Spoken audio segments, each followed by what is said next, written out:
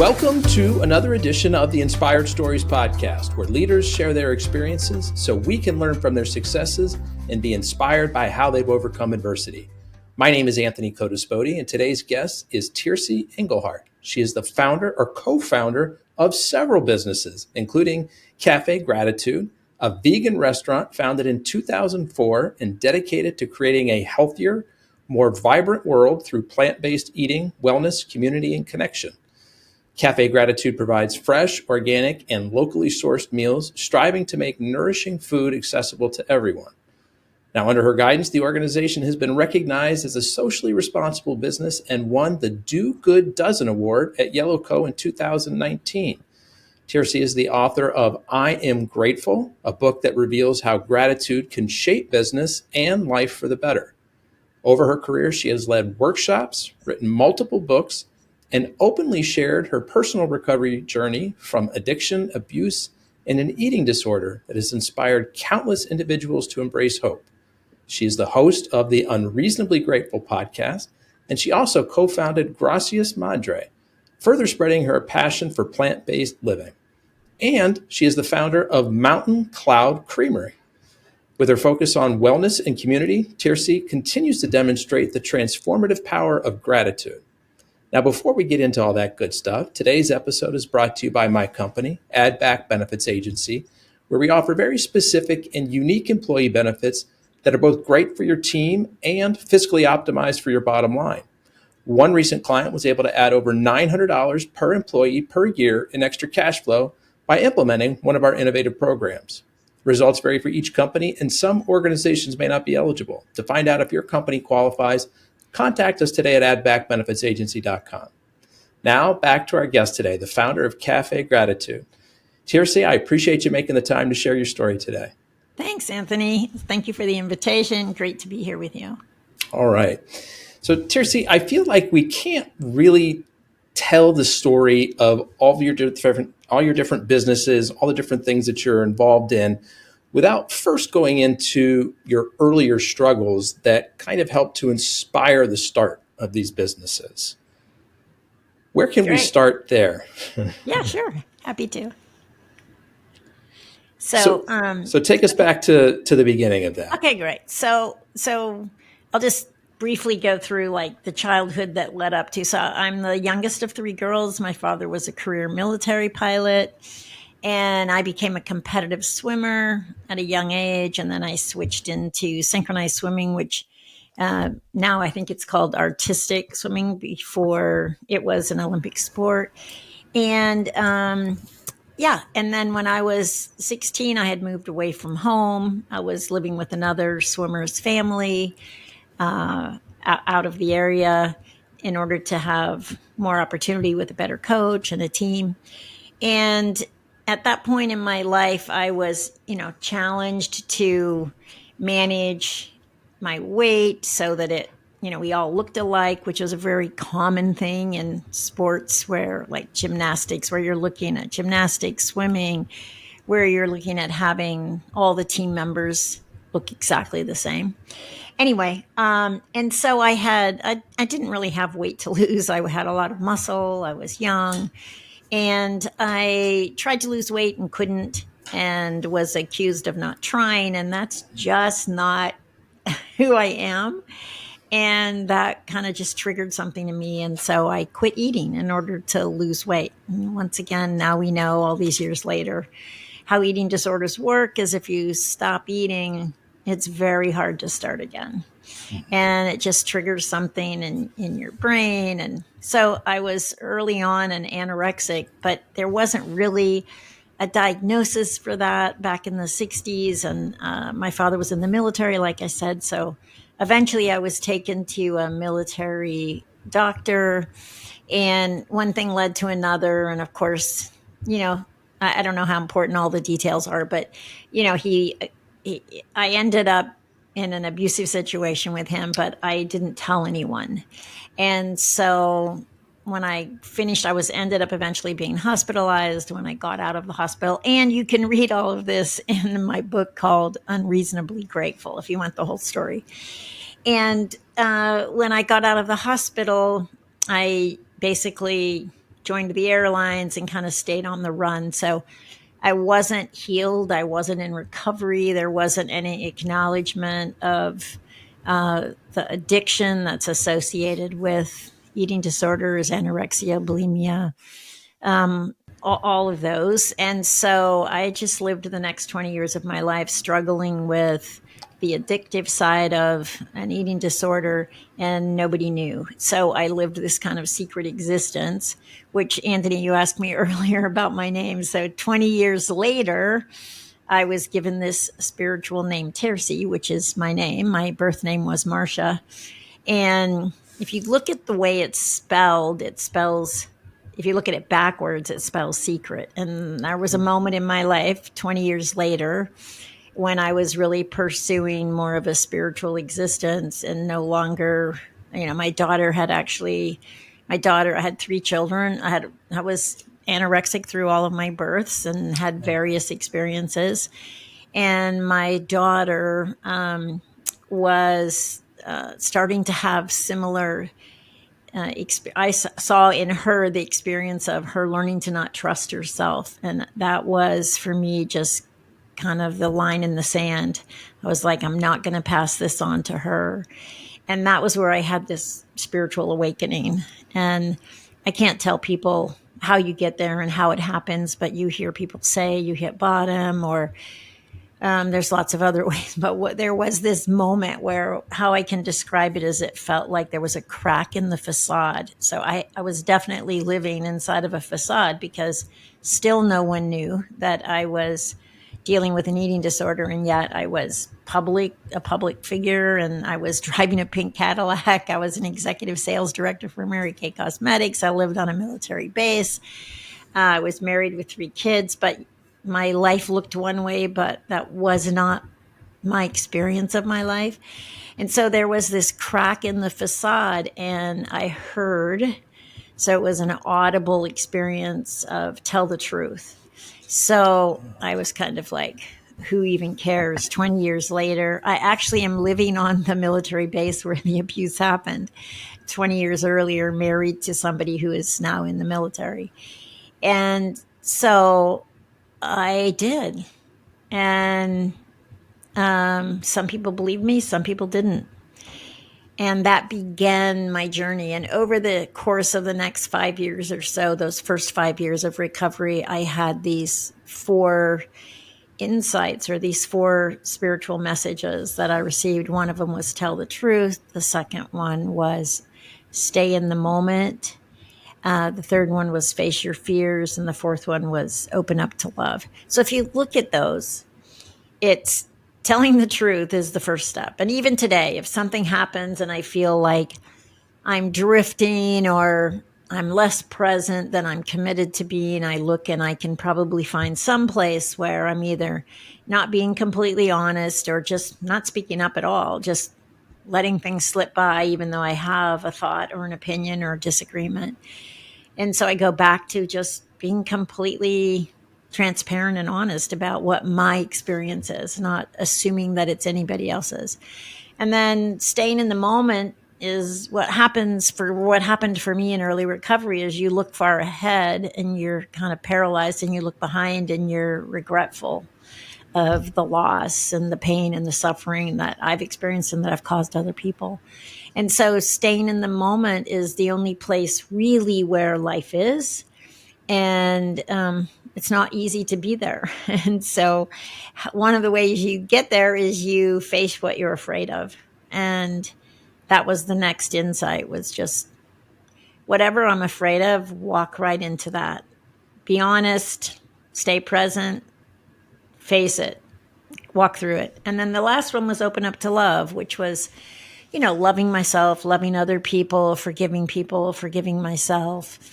And that's how I've continued to recovery. And this is my 39th year of recovery. So from 16 to 36, I lived an addictive lifestyle. And during that time, I had my children. And from 36 to 75 this year has been my years of recovery. And in my years of recovery, while the first part of it was probably pretty messy, because I wasn't that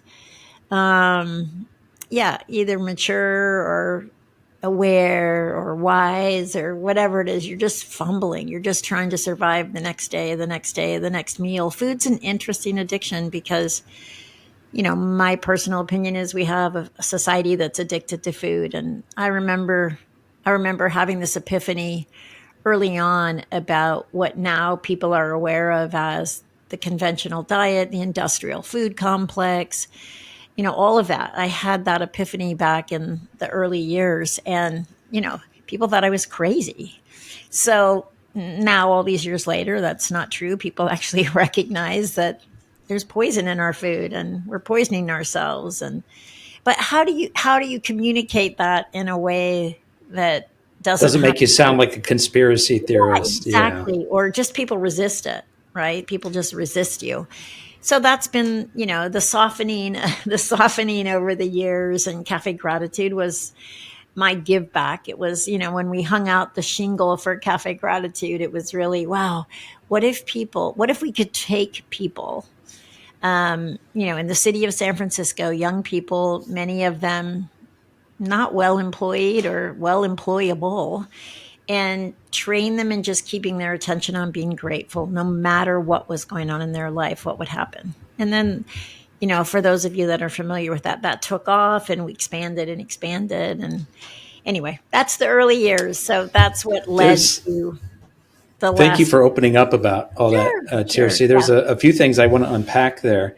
Um, First, this notion of anorexia being an addiction. For people who haven't experienced it themselves or haven't had someone close to them go through it, it may sound at first a little counterintuitive that it's an addiction, because it's typically, you think of an addiction as it's something I need more of, right? So Yeah. help us kind of wrap our heads around anorexia as an addiction. Kind of Well, talk us through well, that. first of all, if you stay straight anorexic, you'll die, Yeah. right? You just die. You'll starve to death. And so most people who struggle with anorexia balance it out with bulimia, right? So then you either eat so it's that balance between it. You don't eat, you don't eat, you don't eat, you binge eat. You don't eat, you don't eat, you binge exercise. You eat and you binge exercise, which, can be construed as healthy. You don't eat, you don't eat, you eat, and then you use laxatives or whatever, right? It's that it's kind of an inability to receive and to be worthy of receiving and being healthy. And it's a mental strategy, that of manipulation. You're manipulating yourself, the people around you. Yeah, you're probably lying. It was You just, someone. it It was has someone. all the characteristics of an addiction. You lie, you hide, you cheat, you steal. Yeah. You're And you addicted can't to stop. sort of this self-destructive process. Absolutely. And you can't stop. You want to stop, but you can't stop. That's where I say it's an addiction. You can't stop it. And sure, there's lots more information now about, your body system, the chemistry of your system is out of whack, which impacts your ability to think straight. Um, you know, you have this love-hate relationship with food, um, with So people. You you made probably the point that underlying. back in the 60s, really wasn't a diagnosis for No, this. there wasn't. So you probably on some level understood that you were really struggling with something, but without there Yeah. being a diagnosis or a name or a way Yeah. to sort of categorize it. I have to imagine that made it all the more confusing for you. It, very confusing. And it wasn't until, I can't remember the show, but there was some sitcom when I already had children and my kids were watching sitcoms. There was some sitcom where People magazine did an article about the actress and defined it as an eating disorder. And I heard it.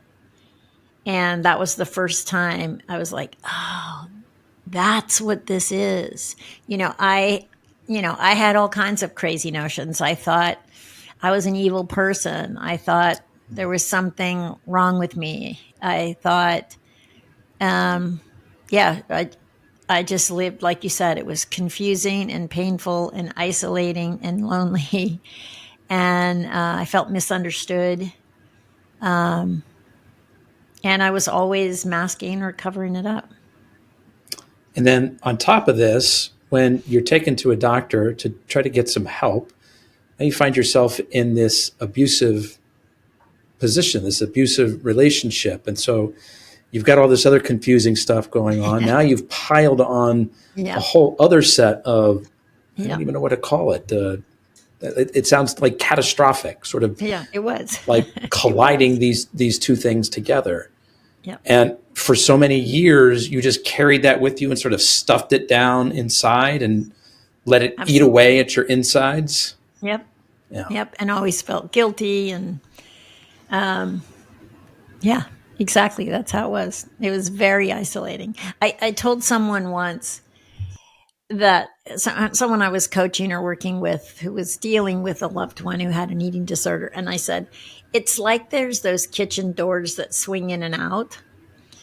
And you have to be able, if someone outside of you can actually infiltrate the barrier, you know, it gives you an opportunity to step out. And the only way they can infiltrate that barrier is to be completely authentic and honest with you. And most people aren't. You know, everybody has some version of shame that they hide. And as long as that's happening, they can't penetrate because you're already living in that shame bubble and you can see it in other people. And so it really takes somebody being completely transparent and honest with you from their perspective, not about you. And, you know, I don't know how, you know, that was my situation where it was secret and hidden. But, you know, I've read lots of things about now people deal with eating disorders and it's like people know and and that's another experience. You still have to be willing that it's part of a whole system. You're the person who has it, but all the other people in your circle or family of origin play a part in that. And that's why people go to recovery homes maybe and heal a bit, but then they return to the same environment and relapse. Everybody has to do their part. Everybody has to. So, for somebody who has a loved one that is dealing with or recovering from an anorexic bulimic addiction, what advice can you give them? How to support that person, how to get through to them, how to be there for them? Well, so first of all, you don't ever stop loving them. And, you know, I think the hardest part is if there's been this broken trust, if, you know, they're lying or cheating or stealing and there's been this broken trust, you have to be willing to trust them again. You have to be willing, because if we live, Anthony, like if I live it like I don't trust you, you'll eventually be mistrustful. You just will, because I'm creating that atmosphere for you to live in. So you have to be willing to do that. But that takes this person doing a lot of work over here to trust. And sure, yeah, they may blow it again. But so what? You're committed to being somebody who trusts. Now, that doesn't mean you also have to be completely honest, and you have to be completely honest about your experience. So speaking in the first person, my experience, what you're afraid of, what you're dealing with, what it's like for you over there. Not so much projecting it onto the other person, but that sort of transparency yourself is vital, necessary in order to even reach that person. And then, you know, I'm a Christian, so you have to pray. You have to believe that there is a power working greater than you that has that best interest of that person at heart. And I don't know how to, you have to be willing. You have to be willing to believe that this person will get through this. And So, for your TRC, it sounds like part of sort of your tipping point came when you started to notice some behaviors in your daughter where Yeah. she wasn't trusting herself. And there was something in that that kind of Yeah. awakened something in you to say, what? That's not going to happen. Yeah. Yeah, because see, if I had completely trusted, if I'd felt like I was completely trusted, I would have said something about the abuse. But I didn't, because I was still taking care of him and his needs. It's like he had a family to protect. He was a professional. He was a male. I mean, all these things. Why would anybody believe me? So, not raising a child to not trust their own internal wisdom was like, I'm not going to do that. I'm not going to do that. And that was, I probably saw in her that part of me that had been not believed. And so I, it was the impetus that created the opening for. And how long after you sort of had that thought or that realization did you hear that first voice? Oh, right then I went Right upstairs. at that moment. Went upstairs, took a shower, heard the voice, and then that was the beginning. I did some crazy things. I took all the furniture out of the house. My husband was deployed to the Indian Ocean at the time. I took the furniture out of the house. I bought a little Walkman, started jogging. I just, that was the beginning of those now 39 years of recovery. What That was was it. the furniture? Why did you take the furniture out? Because I had this thing, like, I don't want anything in the house that I don't choose, that I don't want. And if you Okay. think about that, symbolic of life, right? Of my life. Okay, I had to learn how to feel full. I had to learn how to feel hungry. I had to learn how to prepare food for myself. Because I was so used to an abusive relationship with those things. So I had to kind of start all over. What did the voice sound like? I still hear it. So it's like an impression. It's like, so you always know that it's this, for me, it's God, it's Jesus. But you always know that, because I always know that, because I know I know what's being said, and I know that's what I'm supposed to do, and I don't want to. So there's always that defining line of, yeah, I get it. I know that, and I don't want to. And yet that's what I push up against and I already know I'm going to. It's like that line of, I don't want to, and I know I'm going to. That's the, you know, I mean, I've obviously studied and read a lot more since then. And I've heard it said that, that divine guidance will always move you in the direction of, growth and love and healing, and it'll always move you in that direction. But it doesn't necessarily look like it at the time, because you're going to have to just walk through something. You're going to have to confront something.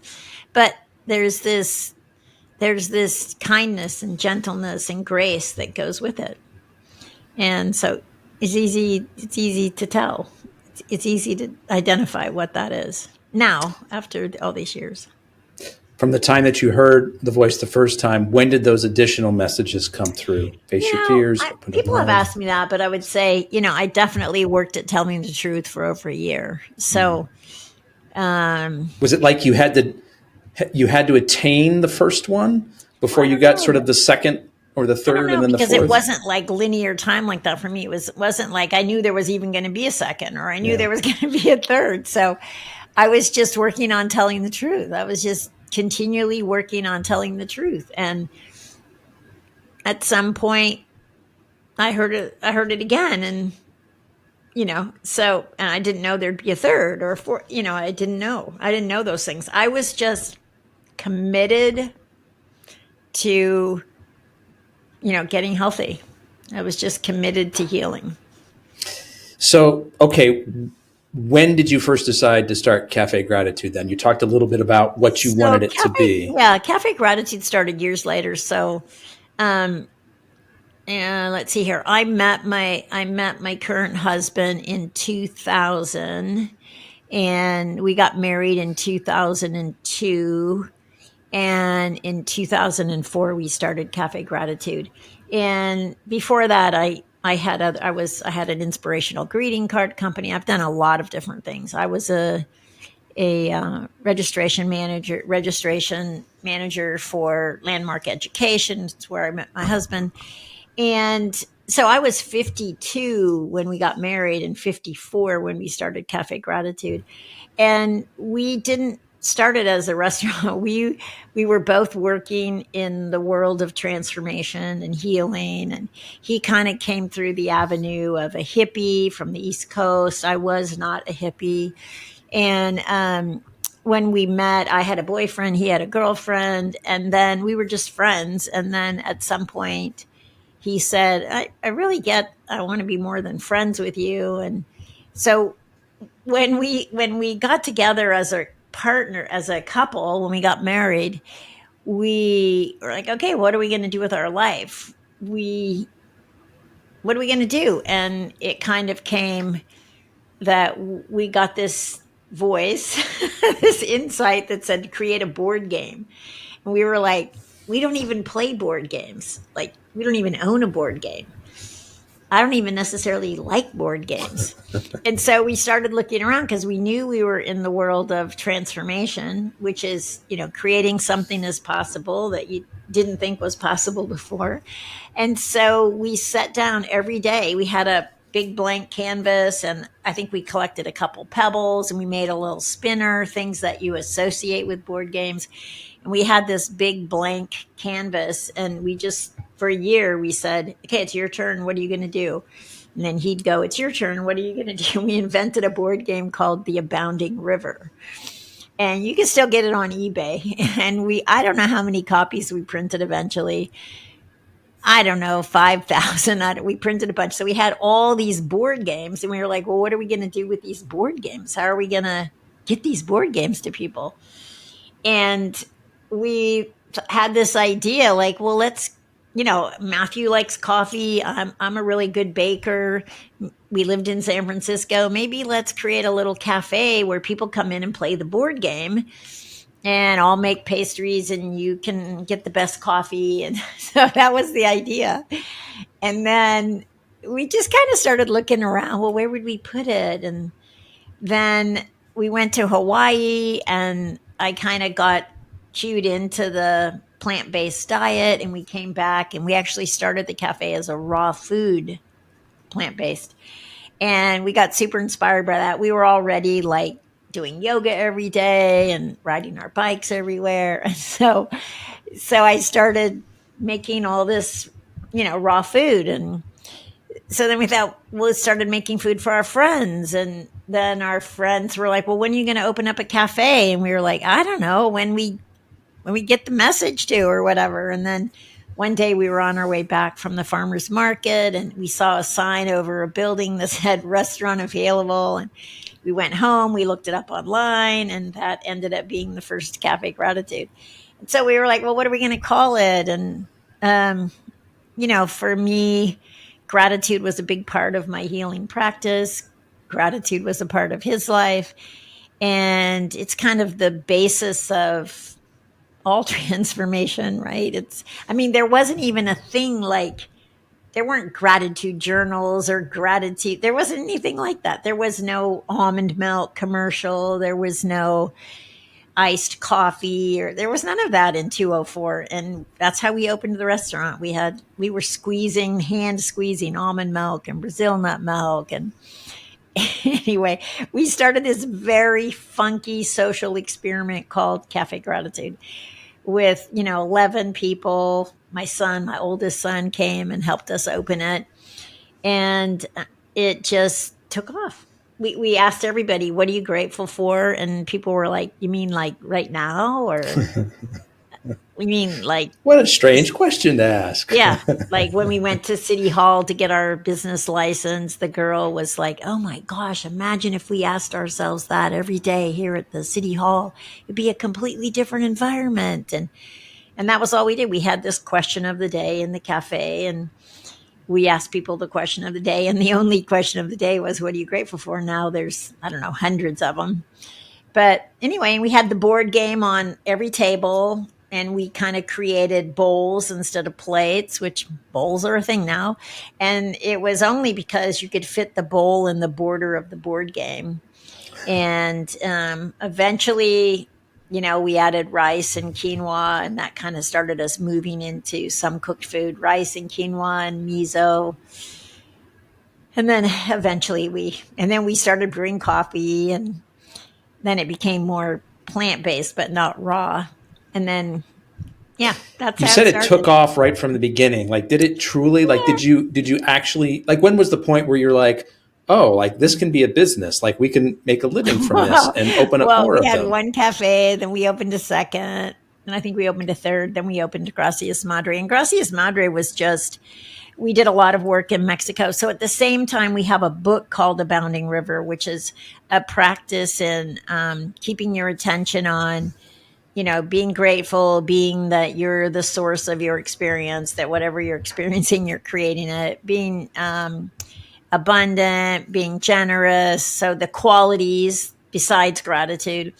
And we did that book, and we led workshops, and we led a lot of workshops, and we led workshops in Mexico. And we had a connection with a woman in Mexico who kind of brought us into all sorts of, we worked with Maristas in the Catholic Church and schools and public workshops. And so we did workshops. And What were these one workshops time, about? pardon, What were the workshops on? the workshops were all about keeping your attention on qualities that have you have a great life. Okay. And then we also developed other workshops. Wrote a book called Kindred Spirit, and those workshops are about relationship. And then we wrote Sacred Commerce, which is about our model of business. And so when we were in Mexico, I was just so moved by the generosity of the Mexican mother, just the kindness, the sacrifice, the way they serve. They're just, it's stunning. And so Gracias Madre was opened originally to really honor the Latino female. And it was all about thank you, mother. And we had pictures of all the mothers of our employees. And it was this whole wall of acknowledging them. And we opened in San Francisco, and now there's a big, beautiful one in Los Angeles, still there. We've closed the one that was in Newport. But anyway, so I mean, it was, I don't think we ever thought, like, I guess we thought business, but it was more the social experiment of training people using the restaurant as a format, because service is a key to every spiritual path. And so it was all about service and teamwork and communication. And we kept leading workshops. And Were yeah, there then particular we got pathways for partners. you finding the folks that you wanted to come work with you? Did we have trouble finding them? Were there Is that what you particular asked? ways that you found these folks? It Well, sounds like you yeah, were we looking for a usually told specific people type it's of a bad person. idea. We usually told people it's a bad idea to work for us. And we had silly questions, like, not silly, but different. How do you get in your own way? And yeah, what's your greatest achievement? I mean, we had a unique application process. And then our two other sons came to work with us, and then we ended up with people that wanted to help us move to LA, and they became our partners. They're still our partners, and they took on the LA expansion, and our kids went down to open that expansion. And one of them is still there. One of them has since gone to our daughter's farm in Texas. And he started, I mean, he started a whole nother business called Kiss the Ground, which is there's movies, and yeah, it's a wild story. Anyway, What is Kiss the Ground, real quick? I want to keep it about you, but now Kiss I got the to know, what's Ground Kiss the is Ground? a nonprofit organization that's promoting regenerative farming. Okay. And he's definitely a leader in that element, which is now associated with Robert Kennedy and Maha, which he's a part of. And yeah. So, and then our other son has since left our company, but he has his own restaurants in Los Angeles. He has Highly Likely, and he's now opening up in Ojai. And then our daughter, one of our daughters, has a 200-acre retreat center outside of Austin in Bandera, and that's called Sovereignty Ranch. And yeah, and then one son's in Santa Cruz, and that's where we had the restaurant. That From one one closed as seed, well. all of these other sort of Yeah, and now he's branches have doing Los sprouted off the Gatos tree. Coffee Roasters, and our other daughter's a mom in Oakdale, the Central Valley in California. So tell us what Cafe Gratitude is today.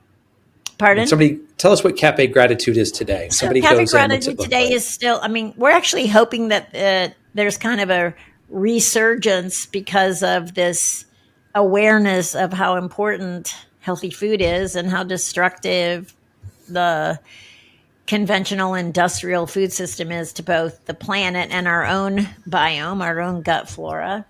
So we're hoping that there's kind of a resurgence, but we have the three original Southern California. So Venice Beach Cafe Gratitude, Larchmont Cafe Gratitude, and Hollywood, West Hollywood Gracias Madre are the three restaurants that belong to our group called Love Serve Remember in Los Angeles. And they're great. They're hanging in there.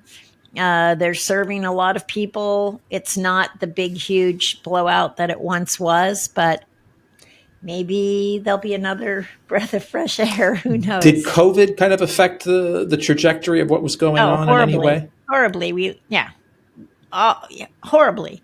We because our restaurants were so much about people and not just food, and because it was about an interactive experience, they were horribly affected because COVID had everybody step away from each other, get 6 feet away, wear a mask, don't wear a mask, come in, don't come in. I mean, horrible. Hospitality, I mean, there are more closed restaurants. We left San Francisco just because it was so crime ridden and not clean and not safe. And yeah, it's But you see never a path to recovered. maybe some of these, probably not the same exact physical locations, but maybe being able to open up some new locations now Yeah, I that. really think that we need to go out of state. We need to get out of California.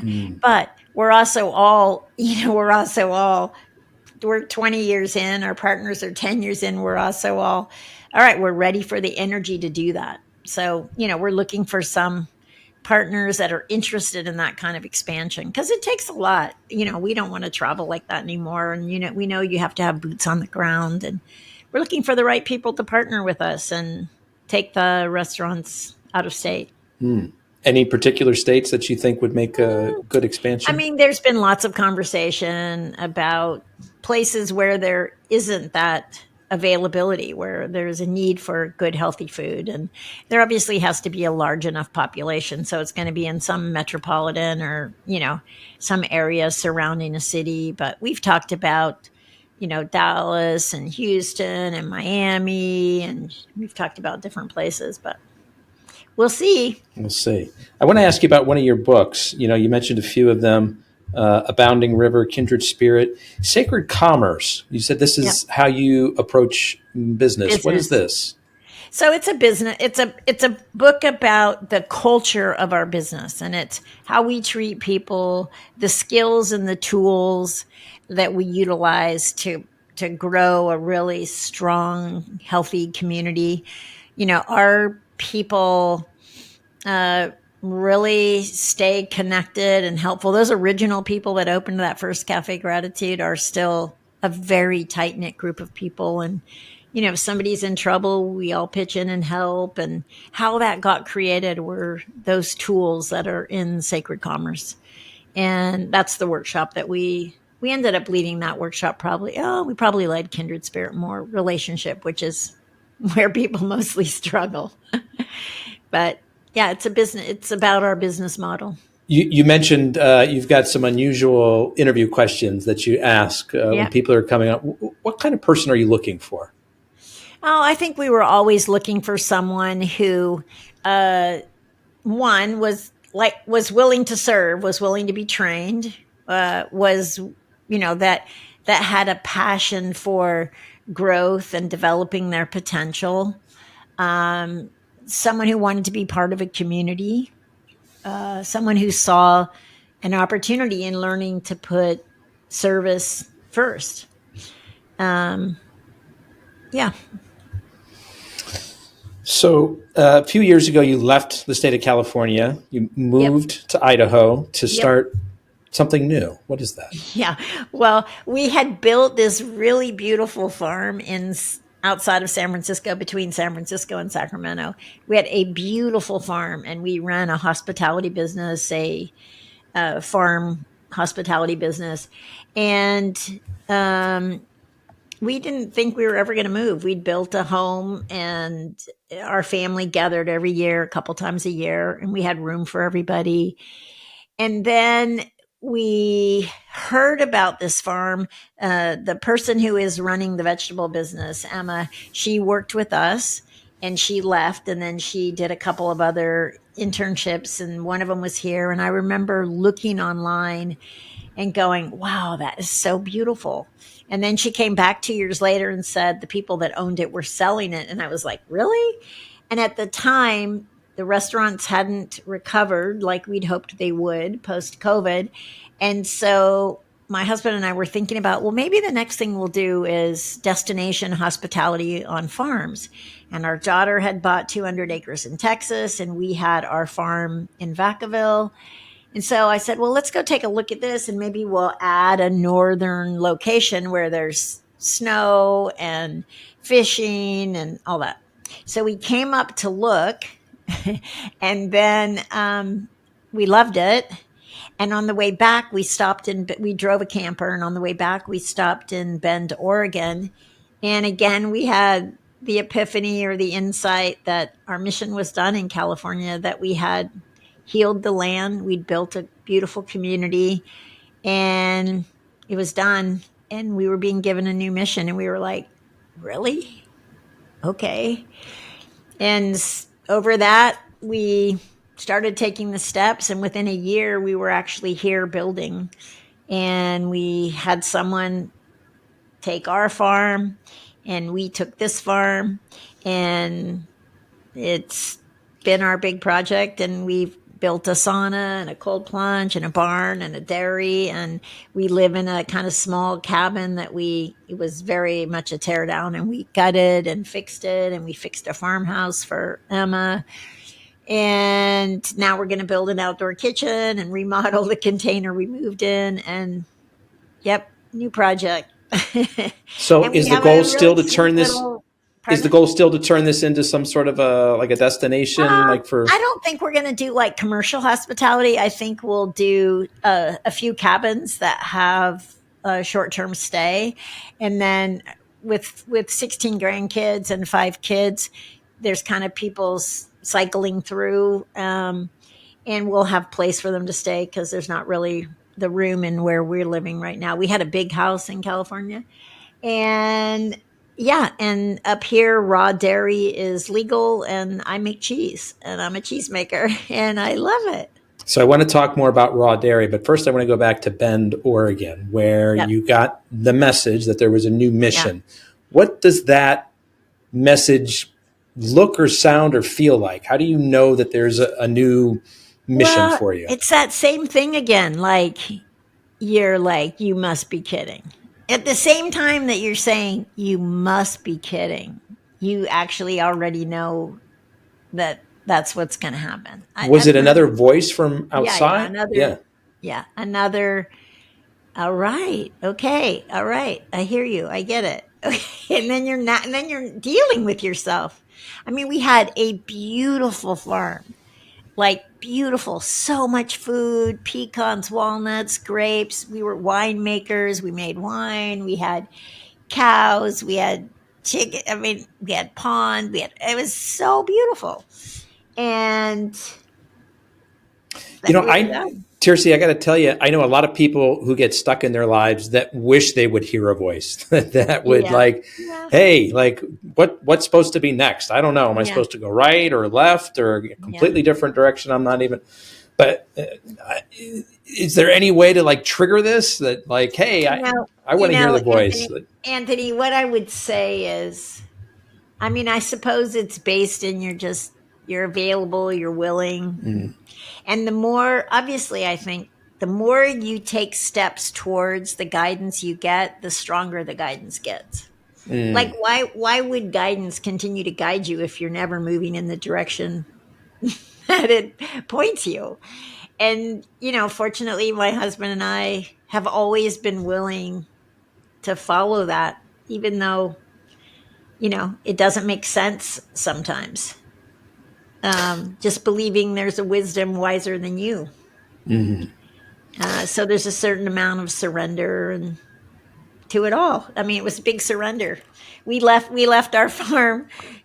Our realtor said, I've never seen anybody do that. We left our farm completely furnished with linens and towels and salt and pepper and ketchup and mustard and furniture. The people could walk in and take over everything.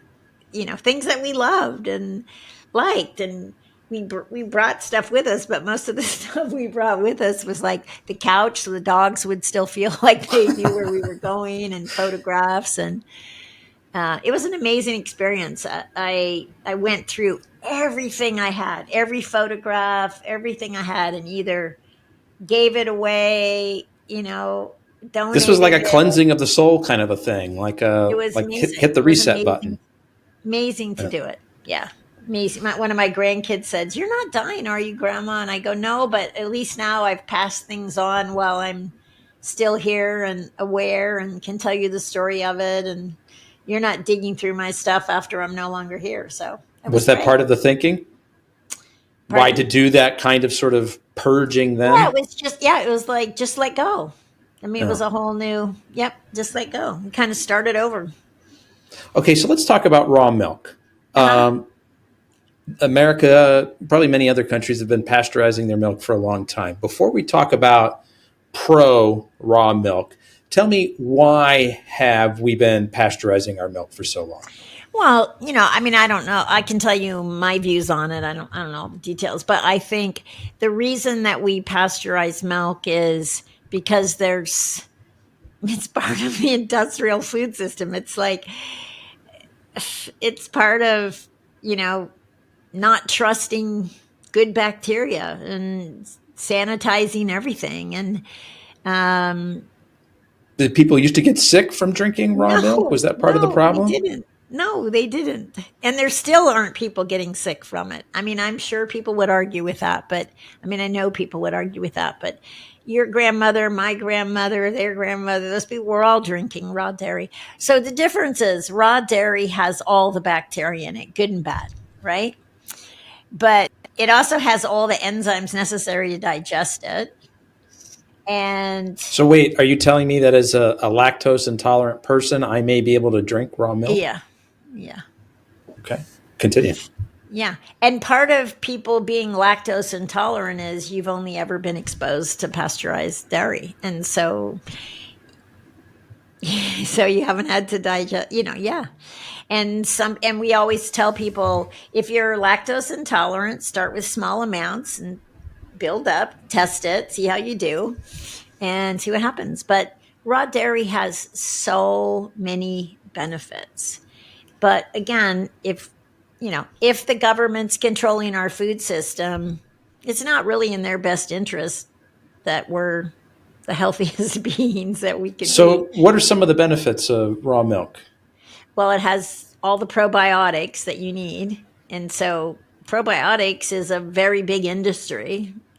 It's a huge It's industry. huge. You wouldn't need that industry because raw dairy has all the probiotics. It's digestible. Pasteurized milk is actually not even really digestible. It's kind of a waste product.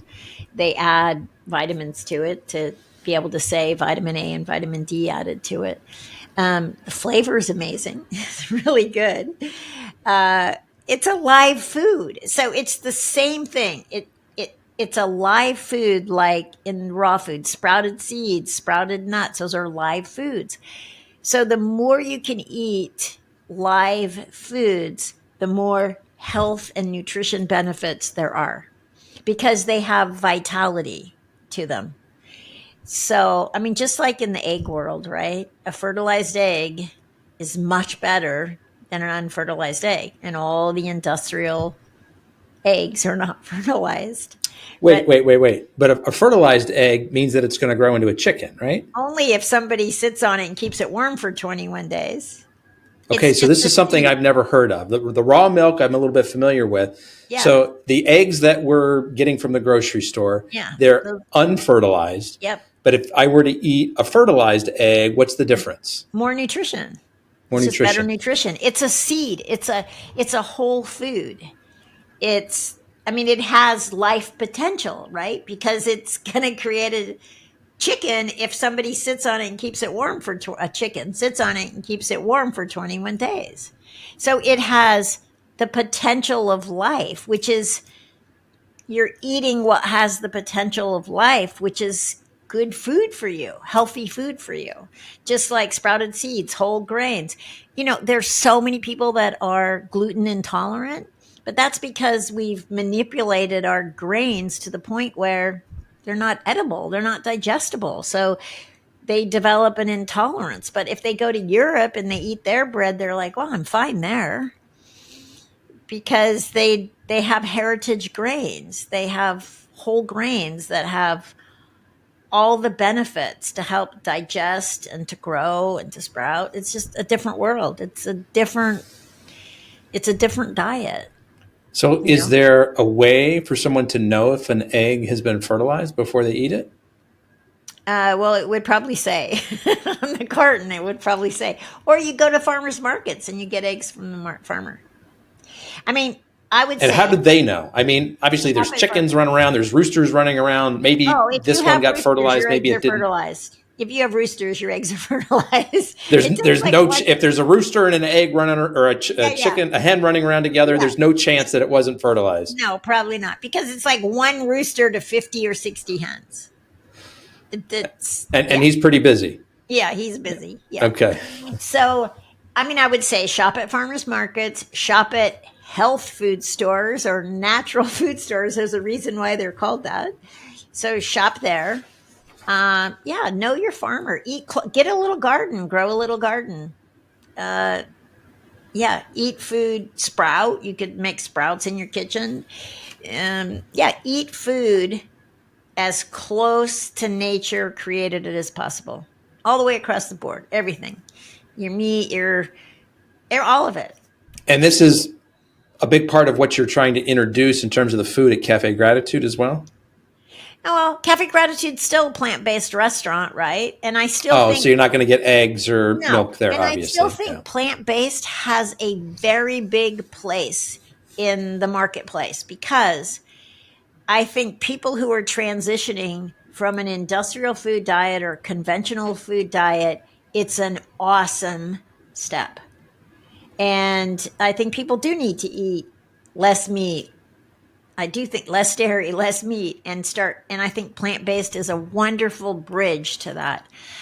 There aren't I don't know, my husband's really good on statistics, but something like there aren't any third generation vegans. It's like we need the full spectrum of a diet, of an omnivore diet. Mm. But it's also a touchy subject because veganism is like a religion for some people, and we have to all be careful what we get attached to and what we create as an identity. Um, you're not your diet, you're not your job. That's not who you are.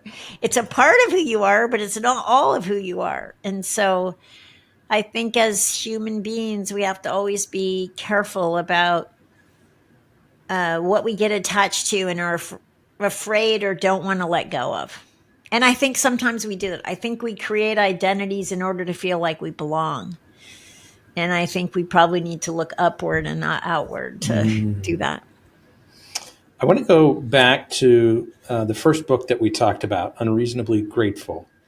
And as I've heard your story, Terces, I have my own interpretation of why that title was chosen and what it means, but I don't want to project. I want to hear it from you. Oh, great. Well, that was another insight. I was working with a couple other women, good friends of mine. Actually, the owner of Yellow Co., who did the Do Good Award, that's how I met her when I got that award. But I was working with Joanna and Elise, and we were three women who were writing books. And it's interesting, I gratitude is kind of the core of everything. Gratitude leads to grace, grace leads to God. It's like, and then I was taking the step beyond being grateful because.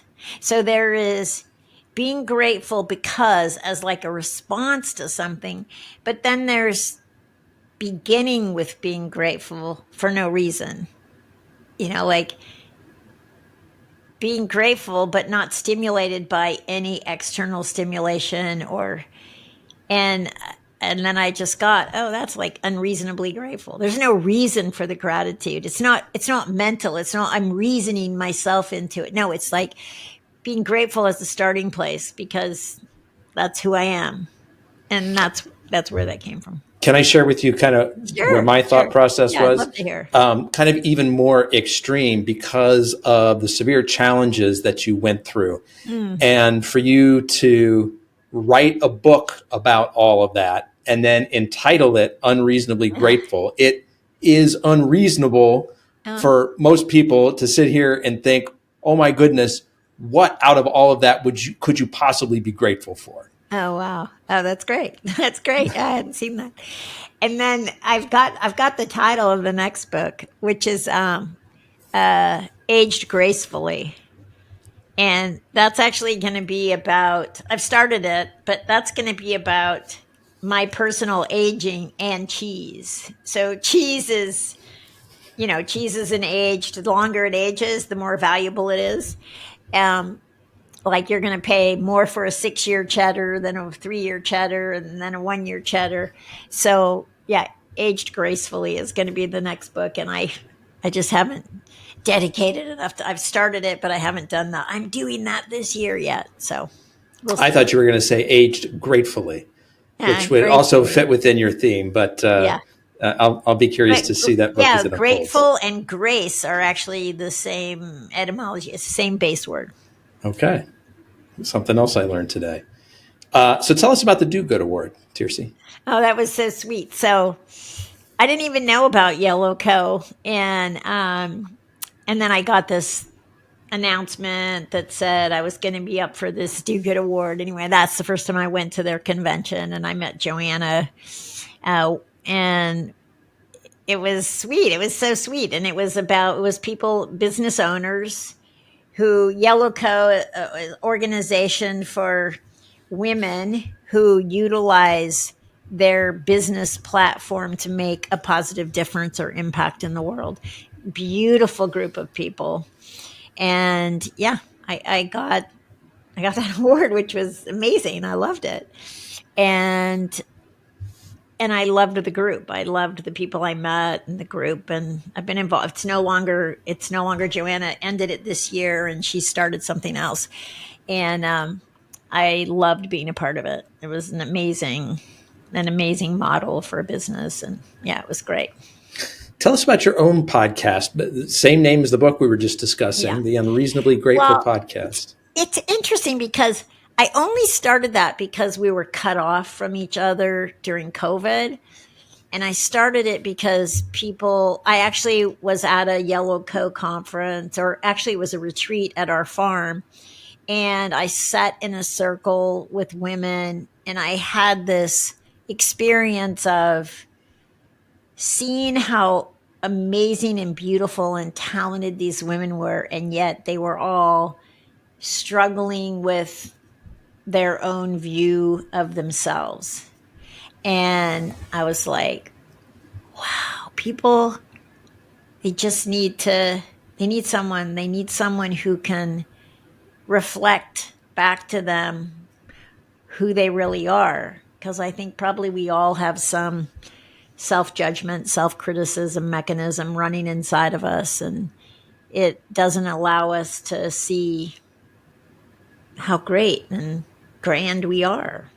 And so I had shared with this group of people, and they were like, you should do this more. And so I started the podcast. It's like very short. It's like 5 to 10 minutes. It comes out every Sunday.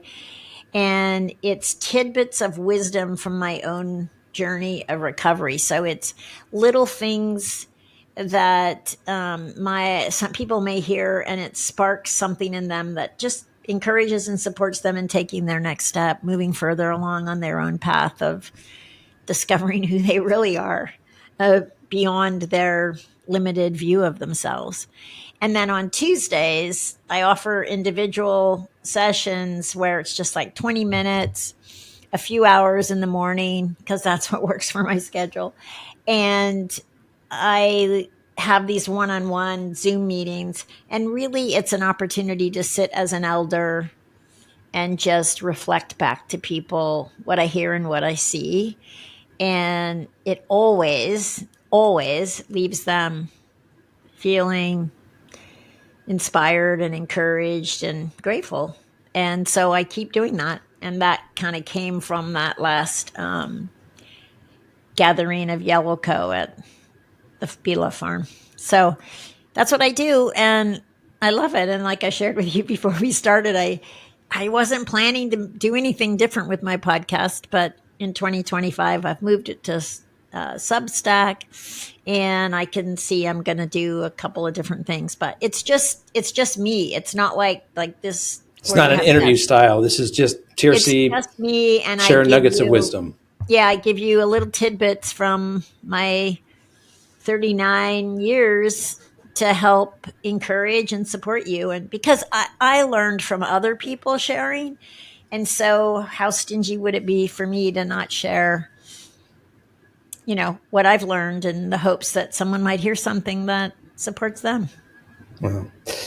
Terces, I've just got one more question for you, but before I ask it, I want to do two things. First of all, everyone listening today, I know that you love today's content. Terces has been great. Please hit the share, like, or subscribe button on your favorite podcast app. Terces, I also want to let people know the best way to get in touch with you. What would that be? So I have a website. It's called tercesengelhart.com. If you don't know how to spell Terces, it's secret backwards. And then Engelhart is just like Engelhart. And then my podcast is Unreasonably Grateful, but you can connect to my podcast through my website as well. And then Terces at tercesengelhart.com is also my email address. So you can always email me. And yeah, I'd love to hear from you. That's great. Last question for you, Terces. Usually I ask this in more of like an industry perspective, but you've got your hands in so many different things. I'm just going to ask what you think the future of Terces looks like over the next couple of years. What are the new things, the new projects, the changes that are in front of us? Well, okay, so I'm learning how to jump rope this year. So I'm going to do like a little jump rope trick routine for my 75th birthday. And I came here and said I want to be known as an artisan cheesemaker. I am now. People know me in town and as an artisan cheesemaker. And I want to be, I love being a mentor, a wise woman, someone who's, contributing to other people. I have a picture that my daughter gave me that's, like when my life's over, I want to be known that I loved well. In the next 5 years, I'm going to move from 75 to 80. So I'm committed to being healthy. I want to, finish building the homestead. I think gentle, soft, strong, kind, those all work. And, just contributing, leaving a legacy for other people, that being a part of creating healthier, happier people and communities. That's all terrific. Terces, I want to be the first one to thank you for sharing both your time and your story with us today. I really appreciate it. It's so great, Anthony. Thank you for the invitation. I don't even know how you found me, but I'm grateful you did. Likewise. Folks, that's a wrap on another episode of the Inspired Stories podcast. Thanks for learning with us today.